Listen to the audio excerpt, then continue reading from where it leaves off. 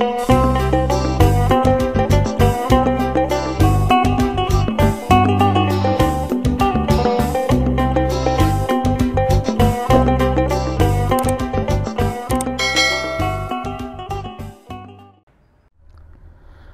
sore untuk semua penonton saya dimanapun berada.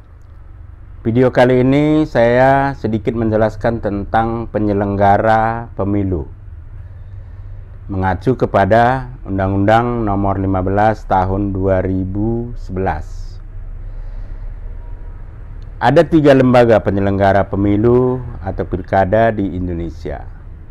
Pertama, yang disebut dengan Komisi Pemilihan Umum atau disingkat menjadi KPU. Kedua, lembaga yang bernama Badan Pengawas Pemilu atau yang disingkat dengan Bawaslu. Dan yang terakhir, ketiga, Dewan Kehormatan Penyelenggara Pemilu yang disingkat dengan DKPP. Sebelum kita jelaskan lebih lanjut, jangan lupa like, subscribe, share, dan beri komentar biar nanti bisa kita jelaskan atau kita jawab lebih lanjut.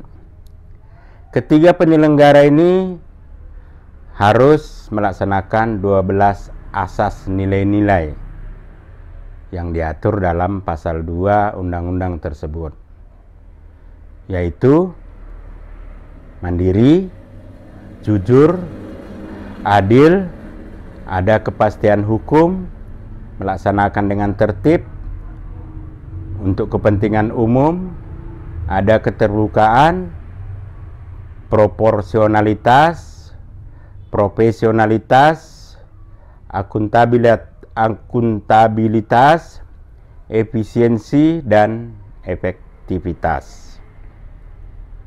Sekarang kita lanjutkan untuk menjelaskan lembaga pertama yang disebut tadi KPU. KPU itu ada 3.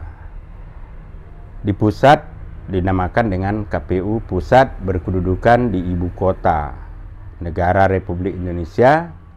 Kemudian ada KPU Provinsi yang berkedudukan di ibu kota provinsi, dan KPU Kabupaten yang kota yang berkedudukan di ibu kota kabupaten atau kota. Kemudian di tingkat kecamatan sampai desa ada namanya PPK, yaitu Panitia Pemilihan Kecamatan, yang bertugas di tingkat kecamatan. Kemudian ada namanya Panitia Pemungutan Suara atau disingkat PPS, yang melaksanakan pemilu atau pilkada di tingkat desa maupun kelurahan. Untuk melaksanakan pemungutan suara, maka PPS membentuk yang namanya Kelompok Penyelenggara Pemungutan Suara, yang disingkat menjadi KPPS. Jadi KPPS ini melaksanakan pemungutan suara di tempat pemungutan suara yang disingkat menjadi TPS. Selain itu, ada lagi namanya Panitia Pemilihan Luar Negeri yang disebut dengan PPLN, yaitu melaksanakan pemilu di luar negeri, artinya di luar Indonesia. Kemudian PPLN ini membentuk ada namanya KPPSLN, yaitu Kelompok Penyelenggara Pemungutan Suara di Luar Negeri, yang bertugas melaksanakan pemungutan suara di tempat pemungutan suara luar negeri. Itulah jajaran KPU sampai tingkat desa. Tentu yang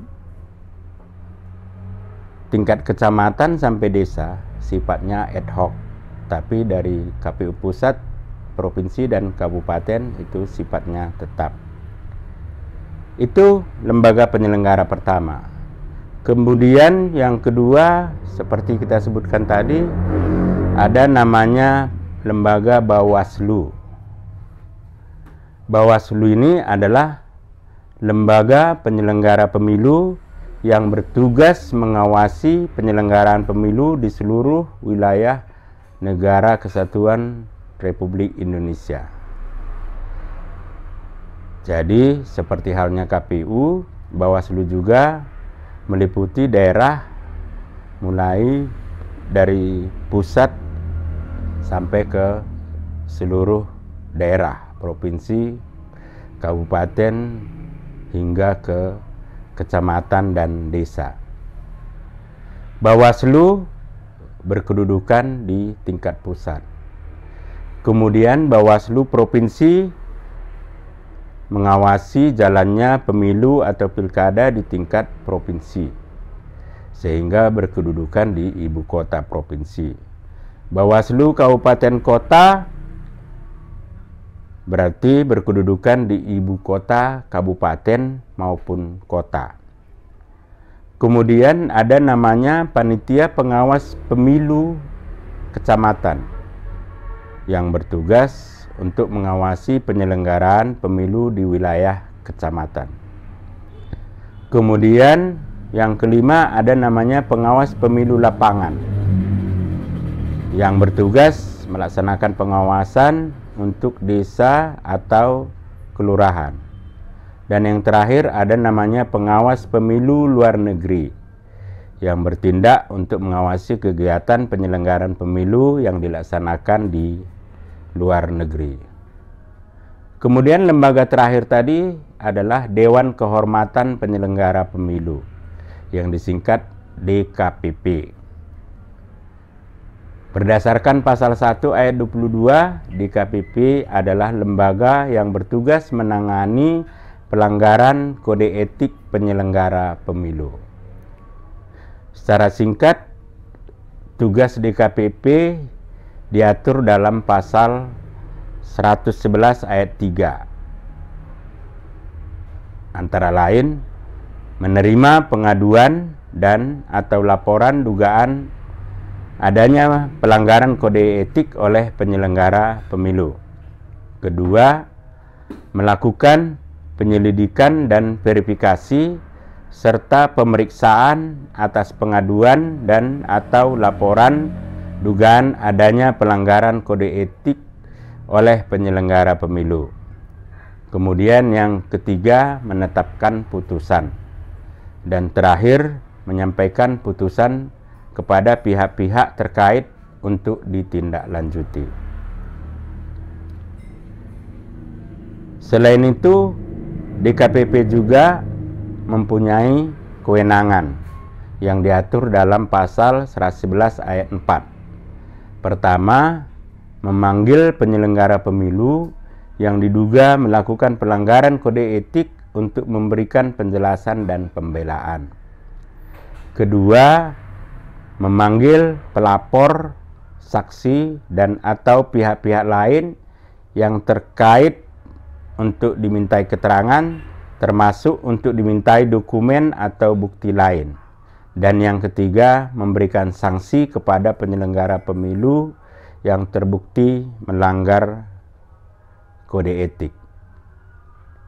Itulah kira-kira yang saya maksudkan tadi, adanya 3 lembaga penyelenggara pemilu, yaitu mulai dari KPU, Bawaslu, dan DKPP. Mungkin ini hanya pengetahuan umum, mudah-mudahan ada manfaatnya untuk kita semua, terlebih warga kampung saya sekarang ini akan segera juga ikut dalam pelaksanaan pilkada serentak di seluruh Indonesia, yaitu di Kabupaten Pak Barat. Mari, untuk lebih jelasnya kita pelajari aturan yang terkait dengan apa tupoksi penyelenggara pemilu yang diatur dalam Undang-Undang Nomor 15 Tahun 2011. Tentu turunan dari undang-undang ini banyak, baik merupakan peraturan KPU maupun keputusan KPU mulai dari tingkat pusat, provinsi, dan kabupaten kota. Demikian juga Bawaslu ada peraturannya mulai dari pusat, provinsi, dan juga di tingkat kabupaten kota. Mungkin demikian saja video singkat ini. Mudah-mudahan bisa ada manfaatnya. Untuk itu, untuk kelancaran video berikutnya, jangan lupa sekali lagi like, subscribe, share, dan pukul lonceng notifikasinya supaya setiap ada video baru segera akan muncul di akun Bapak, Ibu, Saudaraku sekalian. Juan Jua Bantakarina, Owang.